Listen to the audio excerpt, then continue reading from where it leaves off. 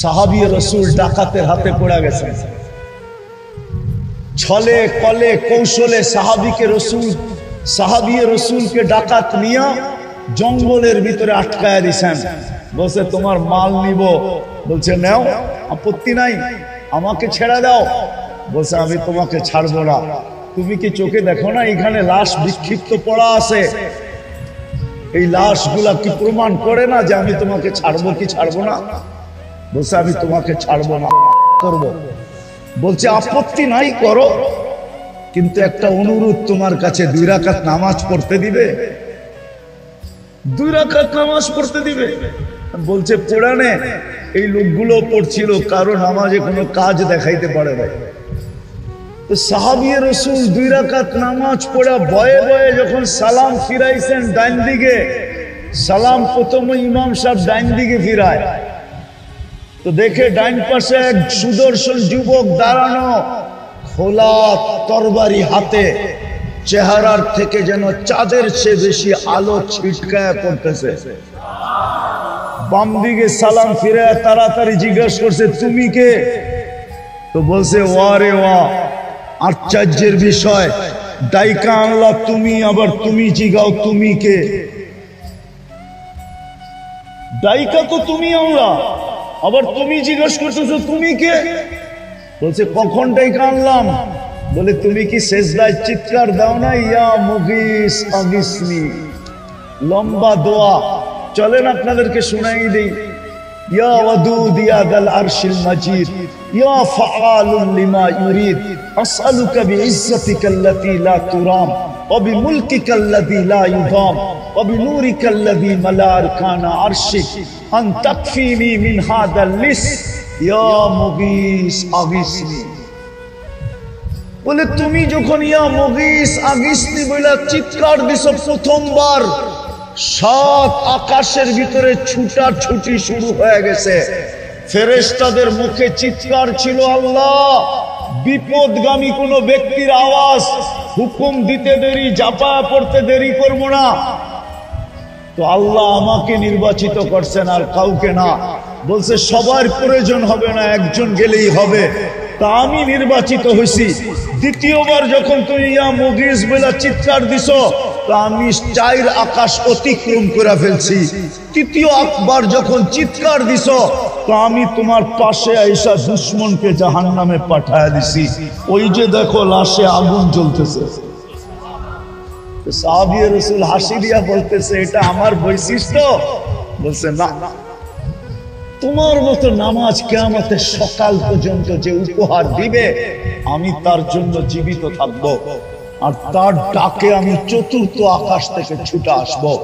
আমি যদি আল্লাহকে প্রশ্ন করি, মালিক আজকে তো 60 লক্ষ চোখের পানি জড়াইতে 24 ঘন্টা ওদের চোখের পানি ঝরতেছে, ইতিহাস তাকাইলে দেখি একজনের জন্য ফেরেশতা পাঠাইতেছ, কিন্তু 60 লক্ষের ফেরেশতা কোথায়? কিন্তু আল্লাহ তো আমাকে বলে ওরা আমাকে ভালোবাসে বটে, কিন্তু আমি ডেলি 5 বার ডাকি, তুই আমাকে বল কয় % মুসলমান আমার কুদরতি পায়ে আয়েশা মাথা রাখে। অথচ আমি তো তোদের জন্যই তুর পাহাড়, যখন আমি দেখছি তুর পাহাড় 2010-এর কাহিনী বলতেছি, 15 বছর হইতে চলল। ওই সময় আমার মনে উঠছিল, মনে মুসা আলাইহিস সালাম আল্লাহকে জিজ্ঞাসা করছিলেন, তুকাল্লিমু মাই হাল তুকাল্লিমু আহাদান গায়রি, আমার সাথে কথা বলেন, আপনি কারোর সাথে কথা বলবেন? তো আল্লাহ বলে, মুসা জানো তুমি কোথায়, আমি কোথায়? আপনি পাহাড়ের চূড়ায় হবেন, আমি নিচে হব। দূরত্ব তো এতটুকুই হবে, ঠিক না? কেন কথা তো তোর পাহাড়ে হইতেছে, ঠিক না? হ্যাঁ, এতটুকুই দূরত্ব, ঠিক না? আবার পাইছি। আল্লাহ বলে, তুমি তো ভাবতেছো যে আমি চূড়ায়, তুমি পদদেশে। বাইনি ওয়া বাইনাকা হিজাব, তোমার আমার মাঝে পর্দা।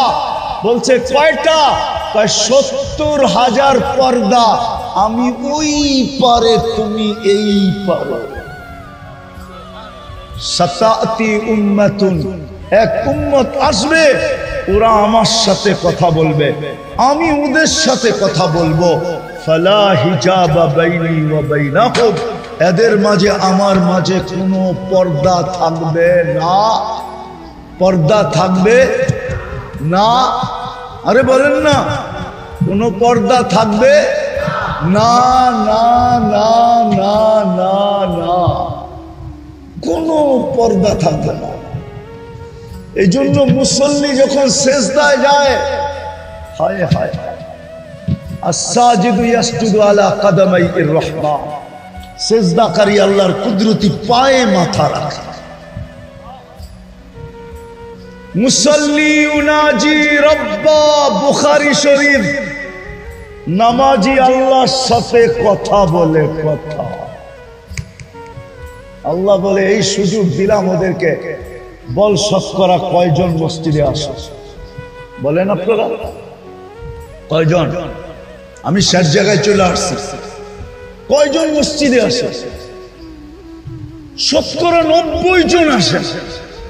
তাইলে প্রথম কথা ছিল যে দাবি তো করি মাথায় হাত দিয়া, বুকে হাত দিয়া, কোরআনে হাত দিয়া, মনের থিকা, বড় গলায়, সন্তানের মাথায় হাত দিয়া আল্লাহকে ভালোবাসি, কিন্তু 24 ঘন্টা ভোগ করি ওই আল্লাহটা, কিন্তু ওই আল্লাহকে মানি তো মানি কতটুকু? কালকে যে চলে যাব এই আল্লাহকে চেহারাটা দেখাবো কি করে? বলেন, কোরআনের উত্তর দিব কি করে? লা তুসআলুন্না আনিন নাঈম, প্রত্যেক নিয়ামত সম্পর্কে যখন জিজ্ঞাসা করা হবে তো জবাব দিব কি করে? ওই জান্নাত মিলবে কি করে? দ্বিতীয় দ্বিতীয় দ্বিতীয় দ্বিতীয় দ্বিতীয় রসুলকে ভালোবাসি, ঠিক না? না বাসি না? কে কে বাসি? পাক্কা মনের থিকা? দাবি করলে কি হবে?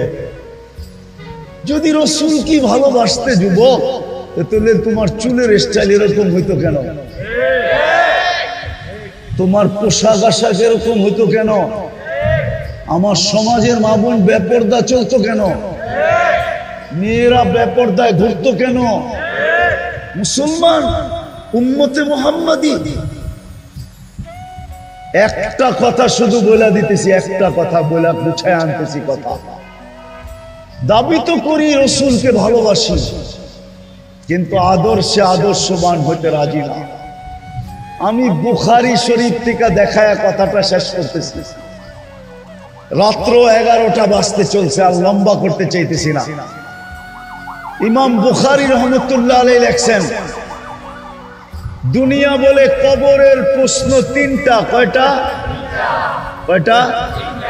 আমিও বলি 3টা, কিন্তু কবরের মৌলিক প্রশ্ন একটা। আসল প্রশ্ন, আসল প্রশ্ন, আসল প্রশ্ন, গুরুত্বপূর্ণ প্রশ্ন একটার ভিতরেই 3টা, একটার ভিতরেই।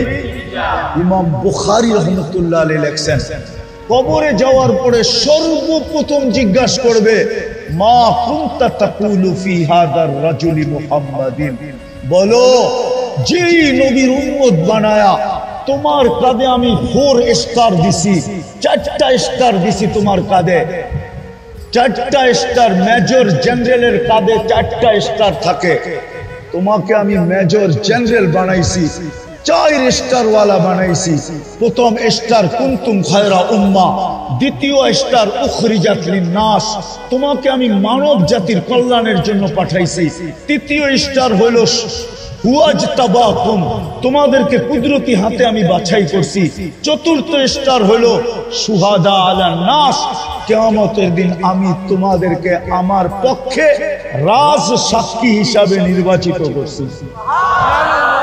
যেই বন্ধুর উম্মত হওয়ার কারণে তোমাদেরকে আমি এতটুকু মূল্যায়িত করছি, মূল্যায়িত বোঝেন তো? তোমাদের জীবনকে, সময়কে এতটুকু মূল্যবান বানাইছি, এক রাত্রই 83 বৎসর। কি মনে হয় ভুল বলতেছি, ঠিক না? কি এক রাত্র এক রাত্র 83 আরে 83,000 বললেও কম হবে। কুরআন তো বলছে খায়রুম মিন আলফি শাহর, এই জন্য আমি 83 বলতেছি, খায়ের বাদ দিয়া বলতেছি। আর যদি খায়ের মিলায়া বলি তাহলে 83 লক্ষ বললেও ভুল হবে না। আমি উলামাদেরকে মিলায়া দিতে পারবো। এক রাত্রের বিনিময়ে তোমাদেরকে আমি 83 বৎসরের ইবাদত দিতেছি। বন্ধুর উম্মত হওয়ার কারণে কবরের প্রথম প্রশ্ন, ওই বন্ধুর রঙে কতটুকু রঙিন ছিল। আজকে 90% না 99% আমার সমাজের লোক বিজাতির রঙে রঙিন, ইহুদিদের রঙে রঙিন, খ্রিস্টানের রঙে রঙিন, হায় হায় বিজাতির রঙে রঙিন। সাফারি স্যুট পরা, তারপরে ফাতিহা পড়ে গায়রিল মাগদুবি আলাইহিম ওয়ালাদ-দাল্লিন, আবার জোরে আমিনও বলে। হায় হায় আল্লাহ বাঁচায় দিছে, নাইলে ফেরেশতা ওই সময় চটকনা দেওয়া দরকার ছিল যে তুই তো পয়রা হইছস ইহুদিদের লেবাস, আবার তুই বলতেছস কি কইরা যে ওদের হাত থেকে আমাদেরকে বাঁচান। চটকনা যে দেয় না এটাই শুকরিয়া আদায় করি। উচিত ছিল চটকনা দেওয়া। বলবে ফেরেশতা কই থেকে আইসা দিবে? আরে তোমার সাথে তো আছে 20 জন ফেরেশতা, 24 ঘন্টা আমাদেরকে গার্ড দেয়, গার্ড। দিনে 10 জন, রাত্রে 10 জন। ওই যেডি আমাদেরকে গার্ড দিতেছে ওডি একটা চাট উঠায়া মারা উচিত ছিল। 90 জন সব বিজাতির রঙে রঙিন। যদি রঙিন না হইতো তাইলে পহেলা বৈশাখ আমার দেশে এরকম হইল কেন? অতীতে এরকম হইতো কেন? যাক, এই বছর তো একটু নতুন রূপ পাইছে, ঠিক না? অতীতে তো দেখা আসছি কি মঙ্গল শুভ যাত্রা, মনে হয় ডিকশনারি পড়েন না, ঠিক না? শিরক করবে আর তোমাকে আল্লাহ চুমা দিবে, ঠিক না? মঙ্গল শুভ যাত্রা, এই শব্দটাই তো শিরক দিয়া বড়া। একটু আগে না হুজুরে ওয়াজ করতেছিল, এটা তো শিরক দিয়া ভরা। কি দিয়া ভরা? 100% শিরক। এখনো যে পালতেছে, শুকরিয়া আদায় করেন। আমাদের কারণে, বন্ধুর কারণে পালতেছে। বন্ধু একদিন কানতে কানতে বইলা ফেলছে, কোরআন উঠাইলেই তো দেখি, অতীতের কাহিনীগুলা দেখলেই তো দেখি সমস্ত উম্মতকে আপনি সমূলে সাইজ করে দিছেন, ধ্বংস করে দিছেন। আমার উম্মতকেও কি সমূলে ধ্বংস করবেন? আর এই কথাটা জিজ্ঞাসা করছে চোখে পানি নিয়া, কানতে কানতে জিজ্ঞাসা করছে। আল্লাহর রহমতে জোশ চলে আসছে, বলছে বন্ধু আপনার উম্মতকে আমি সমূলে ধ্বংস করব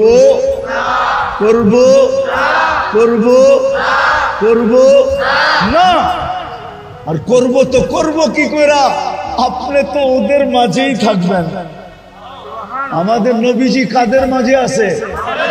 কোথায়? মদিনা মুনাওয়ারা আছেন না নাই? নাইলে জান কি লিগা আছে না নাই? আমাদের মাঝে না? না আমাদের মাঝে না, মুসলমানদের মাঝে আছেন তো। কোথায়? রওজায়ে আতহারে জিন্দা। কি? হায়াতুন নবী, হায়াতুন জিন্দা। রওজায়ে আতহারে জিন্দা আছেন কই? আমাদের মাঝে। কোথায়? মদিনা মুনাওয়ারা। আপনি ওদের মাঝে থাকবেন, সমূলে ধ্বংস করবো তো করবো কি করে? এই জন্য বেঁচে গেছি। নাহলে দাবি তো করি, মোহাব্বত করি, কিন্তু রং সব বিজাতির। যুবক, তোমাদের অনুষ্ঠান হিসাবে তোমাদের পায়ে হাত দিয়া দিয়া আমার বিশ্বাস, তোমরা যদি রঙিন হয়ে যাও, আমি একটা প্রমাণ দিয়া বলবো, অতীত 16 বছর আমরা দেখছি কেউ স্বপ্নেও ভাবতে পারে না যে নামাবে। স্বপ্নেও যদি ভাবতো তো বর্তমান বিজ্ঞানী টেকনোলজির দ্বারা ওইটাকে বাহির করে নিয়ে যাইত। ঘুমের থেকে উঠার আগে হ্যান্ডকাপ নিয়ে মাথার কাছে দাঁড়ায় থাকতো যে ঘুমের জাগার সাথে সাথে পড়ায়া দিন, ঠিক না? কিন্তু তোমরা নামতে দেরি, আল্লাহর নতুন স্বাধীনতা দিতে দেরি করে না। এইটাই আমার বিশ্বাস বাড়ায়া দিছে যে তোমরা যদি রসুলের রঙে রঙিন হও তাহলে আমার জাতি আল্লাহর রসুলের রঙে রঙিন হইতে বাধ্য। আর রসুলের রঙে যদি রঙিন হইলা তাহলে আমার বিশ্বাস তোমাদের সাথে লড়বে তো দূরের কথা, তোমাদের দিকে কেউ আঙ্গুল উঠানোর পর্যন্ত সাহস পাবে না। যদি উঠায় যদি উঠায় যদি উঠায় যদি উঠায় তাহলে আমি গ্যারান্টি দিব তোমাদের লড়তে হবে না। আল্লাহ বলে আমি লড়ার জন্য নাইমা চলে আসবো। ফেরেশতা তো আসবে আসবে, আমিও আসবো, আমিও আমিও আমিও আসবো। মান আদালি ওয়ালিয়ান আযানতুহু লিল হারব। আর রসুলের রঙের যত বেশি রঙিন তত বেশি আল্লাহর অলি, তত বেশি আল্লাহর। আর যুবক অলি তো অন্যরকম, বুড়া অলি অন্যরকম, যুবক অলি, যুবক অলি, বুড়া অলি। বুড়া অলির চেয়েও কয়েকশো গুণ বেশি উপরে হইল যুবক অলি। যদি না হইতো তাহলে এই হাদিসে কুদসি কেন হইতো? আমি হাদিসে কুদসি দিতেছি। আল্লাহ বলতেছে লাউলা শাবাবা খুশা, যদি ওই যুবক জমিনে না থাকতো যে নিজেকে লজ্জাপতির মতো আমার ভয়ে গুটায় নিছে আর আমার বন্ধুর রঙে রঙিন হয়ে গেছে, ওই যুবক যদি জমিনে না থাকতো লাজালতুস সামা হাদিদা, আমি আকাশকে লোহার বানায়া দিতাম, ওয়াল আরদা সাফসাফা, জমিনকে তামার বানায়া দিতাম, ওমা আনজালতু মিনাস সামাই কাতরা, আকাশ থেকে একটা বৃষ্টির ফোঁটা না, ওমা আমবাততু মিনাল আরদি হাব্বা, জমিন থেকে একটা শস্যের দানা না, বাল আনজালতু আলাইহিমুল আযাবা সাব্বা, একের পর এক আযাব দিয়ে ধ্বংস করে দিতাম। কিন্তু পারি না তো, যুবক গুলার জন্য পারি না। বলো যুবক তোমার দাম কত? বেলু কত কার কাছে? আল্লাহর কাছে। পায়ে হাত দিয়া বলি আজকের থেকে নামাজ ছাড়বো না আর রসুলের রঙে রঙিন হব। বিশেষ করে আমি এই সংগঠনকে বলবো, তোমরা ৭৫ জন আছো, তোমরাই আগে রঙিন হয়ে দেখাও। তোমরা যদি রঙিন হও আমার বিশ্বাস তোমাদের দেখা দেখি এই এলাকার যুবকরাও তোমাদের রঙে রঙিন হবে। তখন আর প্রশাসনের বলতে হবে না। আজকে আমাদের প্রশাসন চিৎকার দেয়, মাদকের বিরুদ্ধে যুদ্ধ ঘোষণা করে, ওটার বিরুদ্ধে যুদ্ধ ঘোষণা করে, ওটার বিরুদ্ধে যুদ্ধ ঘোষণা করে। রব্বে কাবার কসম, আমার রসুলে আমার নবীজির রঙে, আল্লাহর বন্ধুর রঙে যখন রঙিন হবে আর কোন বিষয়ে কারো যুদ্ধ ঘোষণা করার প্রয়োজন হবে না।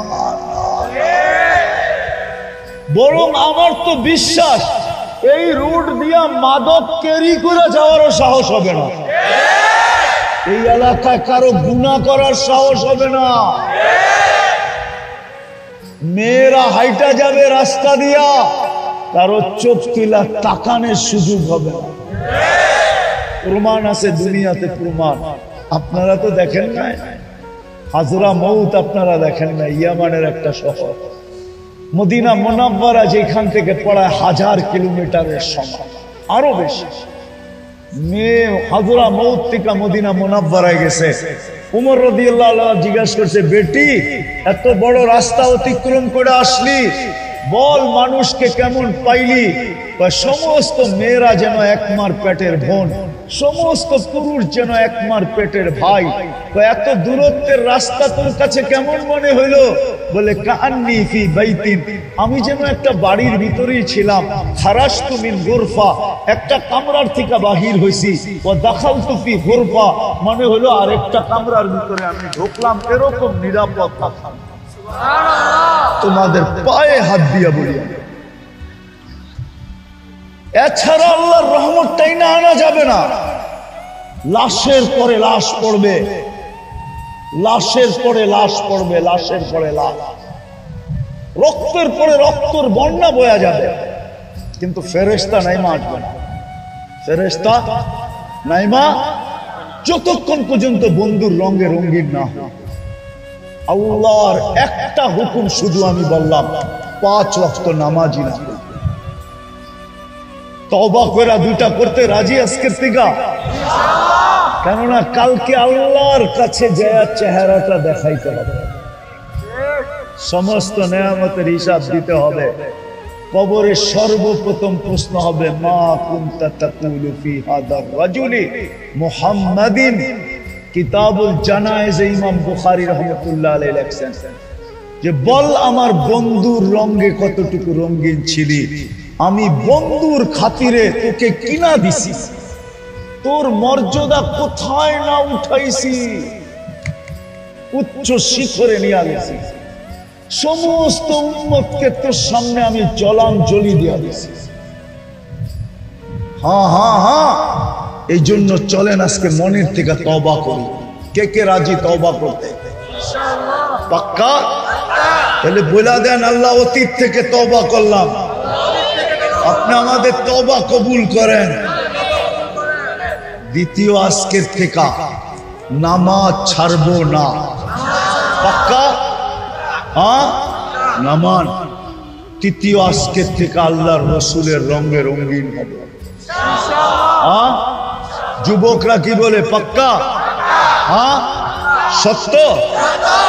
কোন সহজ? আলহামদুলিল্লাহ সুম্মা আলহামদুলিল্লাহ বলেন না? আলহামদুলিল্লাহ। বাংলাদেশের মতো কপাল দুনিয়ায় আল্লাহ কাউকে দেন না। যেই দেশের কদমে কদমে হক্কানি আলেম পাওয়া যায়, আল্লাহর সৈনিক পাওয়া যায়, সৈনিক হক্কানি আলেম কদমে কদমে পাওয়া যায়, প্রত্যেক গ্রামে গ্রামে পাওয়া যায়, প্রত্যেক গ্রামে গ্রামে পাওয়া যায়। এরকম পরিবেশ দুনিয়ার কোন দেশে নেই। শুধু রাস্তার এই মাথা থেকে এই মাথা পর্যন্ত কয়টা মাদ্রাসা? না, আরে ওই মেন রোডের থেকে ঢুইকা এই মেন রোড পর্যন্ত বাইরেতে কয়টা মাদ্রাসা? 2 পাশে।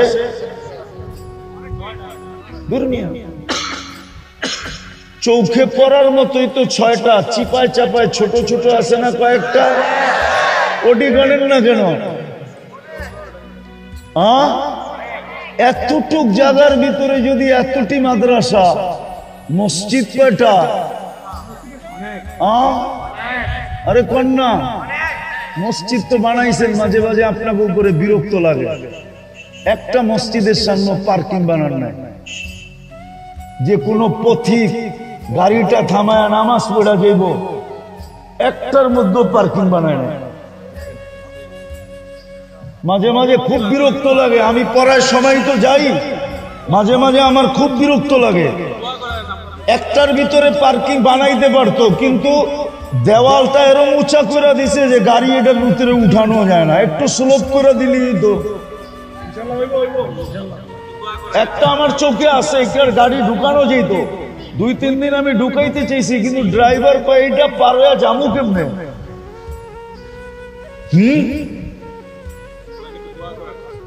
রাগ হয় না, মনেরটা কয়া দিলাম আর কি। মসজিদ কয়টা?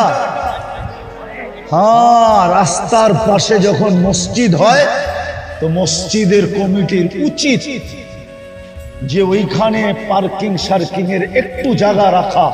হতে পারে কোন আল্লাহর বান্দা নামাজ পড়বে আর দেখবে মসজিদটা টাইলস ফাইলস নাই, কমিটি ডাইকা করব, ঠিকানা দেওয়া যাবে, আমি টাইলস পাঠায় দিব, খালি লাগায় দিবেন। মসজিদ একটু উল্টা পাল্টা দেখছে তো ডাইকা বলছে কত লাগবে, চুপে চাপে আল্লাহর এরকম বন্দা বহুত আছে না? নাই নাই? হ্যাঁ, আপনারা তো করে দাঁড়াই দিলেন না, না মনে হয় বোঝে নাই।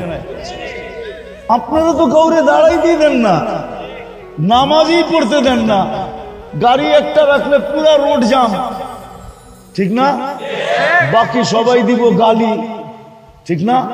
ও চিন্তা করে গালি খাওয়ারও দরকার নাই, নামাজ দরকার হইলে আরো 20 মিনিট পরে যায় পড়বো, আগে যাই পাসবো না, পরে চিন্তা করবো কোন জায়গায় পড়বো, ঠিক না? হ্যাঁ, রাগ হয়ে গেলেন নাকি আমার কথা? মসজিদের সামনে বানান পার্কিং, হ্যাঁ বানাবেন, হ্যাঁ পার্কিং বানান মসজিদের সামনে, দরকার হইলে নিচতলাকে একটু ছোট করেন, পুরা নিচতলায় পার্কিং বানান, দেখবেন এইখান দিয়া উচিত। এটা হাইওয়ের উপরে মসজিদ, হাইওয়ের উপরের মসজিদ গুলাতে আমাদের দেশের নিয়ম নাই, বিদেশে নিয়ম আছে, এমনকি কাফেরের দেশে নিয়ম আছে, আপনি পার্কিং দেখাইতে হবে, নাহলে মসজিদ বানাইতে পারবেন না। হ্যাঁ হ্যাঁ, আমি দুনিয়া ঘুরি, আমার কাছে জিজ্ঞেস করে, পার্কিং দেখাইতে হবে, তারপরে মসজিদ বানাইতে পারবেন, এছাড়া বানাইতে পারবেন না। আগে পার্কিং শো করতে হবে। তো এতটুকু বললাম আর কি, কোত্থেকে জানি কথা কই চলে গেল। তো বাংলাদেশের মতো পরিবেশ দুনিয়ার কোথাও নাই। এই মাথার থেকে ওই মাথায় কতগুলা মসজিদ, কতগুলা ইমাম, প্রত্যেক মসজিদে মসজিদে ইমাম, ঠিক না? আলহামদুলিল্লাহ আমাদের দেশে মুয়াজ্জিন পর্যন্ত আলেম, মুয়াজ্জিন পর্যন্ত হাফেজ, বড় কিসমত এই দেশের। তারপরেও যদি রসুলের রঙে রঙিন না হয় তাইলে আর কবে হবে? মাদ্রাসাগুলো হইল রসুলের রঙের কারখানা, ইমাম সাবরা হইল, ওলামারা হইল সেলসম্যান, এরা বিক্রি করে, এদের কাছে আছে রসুলের রং। যুবক, তোমাদের পায়ে হাত দিয়া বলি এদের কাছ থেকে শিখো, নাইলে আমাদের দেশের উপরে আল্লাহ নারাজ না হয়ে যায়। আল্লাহদের তো একটা করিডোর আছে, ইচ্ছা করলে দেওয়াল ভাঙ্গা হইলেও ঢুকতে পারবে। আমাদের একটা করিডোর আছে, কলা গাছ লেয়া বঙ্গোপসাগরে চাপ দেওয়া ছাড়া আমাদের কোনো করিডোর নাই নাই নাই নাই নাই নাই। এই জন্য পায়ে হাত দিয়া বলি ইনশাআল্লাহ শিখবো। আমি চান্দা করব না, আমি আপনাদেরকে বলবো যারা এখানে উপস্থিত হয়েছে, এই সংগঠনের যে ছেলেরা আছে এরা স্বেচ্ছায় রক্তদান করে। এরা যদিও আপনাদের কাছে কখনো বলে না, কিছু বলে না, চান্দা করে না, কিন্তু আমি আপনাদের পায়ে হাত দিয়া বলবো আপনারা নিজের পক্ষ থেকে এই যুবকগুলোকে উৎসাহিত করেন, আরো আগে বাড়ার জন্য বলেন এদেরকে, যেন এরা আরো ধর্মীয় সেবামূলক কাজ করতে পারে। আপনারা যদি এদেরকে উৎসাহিত না করেন, এদের বিরুদ্ধে যদি আঙ্গুল উঠান, এদেরকে যদি আপনারা কি বলে খারাপ চোখে দেখেন, হইতে পারে এই ছেলেগুলো একদিন বসা যাবে আর স্রোতের সাথে বসা যাবে, লাভ আপনার কি হবে বলে?